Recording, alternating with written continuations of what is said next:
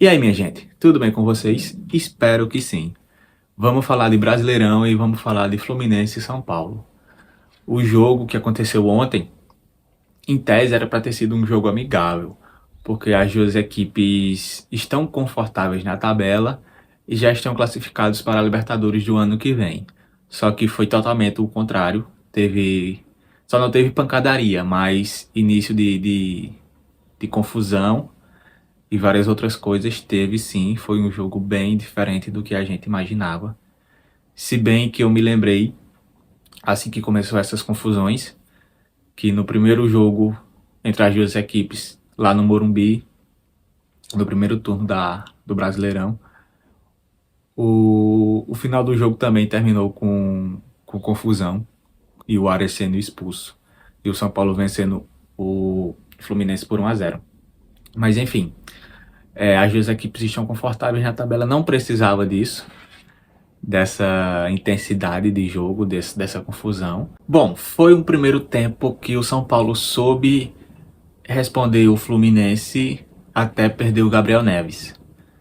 O jogo estava sendo bem jogado pelas duas equipes. Claro que o Fluminense tinha um volume maior por ser o mandante e por também ser o característico do time do Diniz, possuir a bola. Mas o São Paulo estava sabendo responder sim. Eu achei um início de jogo bem, não tão intenso, mas também não tão chato. Foi um início de jogo bem legalzinho para quem estava assistindo. E aí tem a expulsão do Gabriel Neves. O juiz não soube controlar o jogo. E o primeiro tempo ele foi muito caótico, teve muitas confusões, muitas discussões. E o juiz distribuiu, só no primeiro tempo, 8 cartões, sendo 7 amarelos e um vermelho para o Gabriel Neves. E aí o São Paulo perde o Gabriel Neves. E aí essa expulsão do Gabriel Neves complica o São Paulo, porque você já enfrentar um time com 11 jogadores que tem a característica de possuir a bola já é difícil. E aí imagina você perder mais um jogador. Então o Fluminense a partir dali começou a dominar o jogo completamente. Mas o São Paulo soube compactar bem o seu time no primeiro tempo. O Gabriel Neves foi expulso aos 29. E o restante do primeiro tempo o São Paulo soube lidar bem com esse domínio do Fluminense, essa superioridade numérica do Fluminense. O São Paulo soube compactar bem. Acho que é só isso, não tem muita coisa do primeiro tempo assim. O final do primeiro tempo, o Diego Costa se estranha com o Marcelo e quase que sai uma confusão generalizada. Mas enfim, não teve muita coisa para falar sobre o primeiro tempo. Já o segundo tempo, como o Fluminense tem um a mais, é claro que ele iria dominar a partida todinha, e foi assim que aconteceu. O Fluminense conseguiu tomar as ações necessárias e colocou o São Paulo em perigo. Não tão perigo assim, porque eu achei que o Rafael também não foi tão exigido, só em algumas bolas. E aí chega o cara que resolve tudo, foi artilheiro do Carioca, artilheiro da Libertadores, artilheiro do Brasileirão no ano passado. O Cano, ele é diferente. E aí ele vai e chuta, a bola desvia no Rafinha. E o Fluminense consegue o gol. E poderia até ser mais.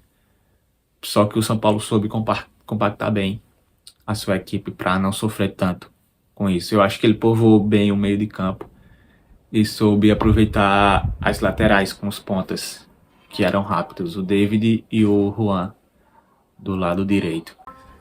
Mas enfim, depois desse gol o Fluminense ainda foi para cima. O São Paulo soube responder, teve algumas respostas, mas só foi isso. Sim, teve também a contusão do Samuel Xavier. Ele sofreu uma pancada no jogo e aí sentiu e saiu chorando. E geralmente quando o jogador sai chorando é porque ele sabe que é algo mais sério.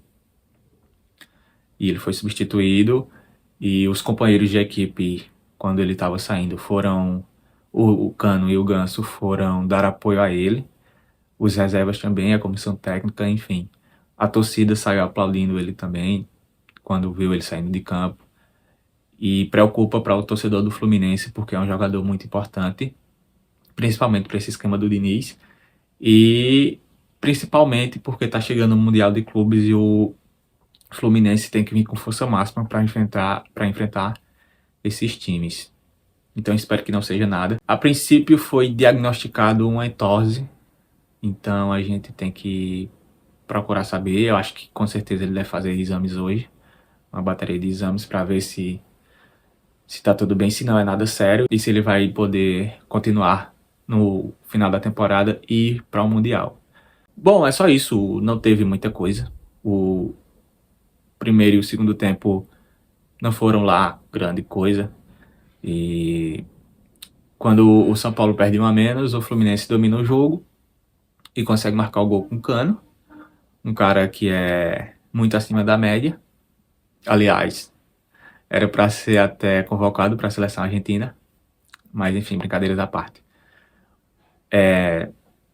Foi um jogo bem normal. O Fluminense, com seu estilo de jogo, dominou o São Paulo, depois que o Gabriel Neves saiu, mas o São Paulo soube se compactar bem e não dar tanto perigo ao Fluminense. Por isso que o jogo foi assim, um placar magro de 1 a 0. O lado positivo para o São Paulo foi a estreia do William. Eu achei que o garoto entrou com muita personalidade e ele jogou bem. Para um jogo, dadas as circunstâncias que estava com a menos, eu acho que ele se comportou bem e é mais uma promessa aí do São Paulo, junto com o Thales Vander, que também entrou. E você vê que essa molecada do São Paulo ela tem personalidade e eles querem jogar, querem espaço. E esse final de campeonato brasileiro é muito bom para o Dorival ir testando quem ele acha que vai ser importante na temporada que vem. E eu, como torcedor São Paulino, estou muito empolgado com isso. Mas no geral é só isso, não teve muita coisa. Destaques, não achei muitos destaques. Teve mais desfalques das duas equipes. O André não jogou, entrou no segundo tempo no lugar do Thiago Santos para fazer a função de zagueiro, mas já era o final do segundo tempo, então não foi exigido muito. O André que jogou na última terça-feira contra a Argentina, o jogo todinho. O Felipe Melo não jogou, o Nino não jogou. Do lado do São Paulo teve o Caleri, que está lesionado, a gente tem o Rames Rodrigues, que estava com a Colômbia, tem o Arboleda e o Ferrares, que também estavam com suas seleções. E isso, o Nestor, que está lesionado. Eu vi mais desfalques do lado do São Paulo. Mas foi um jogo que era para ser amigável, foi um pouco confuso, teve confusões. E que também não foi tão intenso assim em relação ao futebol, à pressão. Foi mais intenso a relação à pancadaria. Você tava com medo que saísse uma luta de UFC ali. E o Fluminense agora ocupa a 8ª colocação, com 50 pontos, enquanto o São Paulo ocupa a 10ª com 46. Ambas as equipes voltam a jogar no final de semana. E vou pedir por gentileza, se você gostou do vídeo, curta ele, siga a gente, se inscreva no canal e até mais.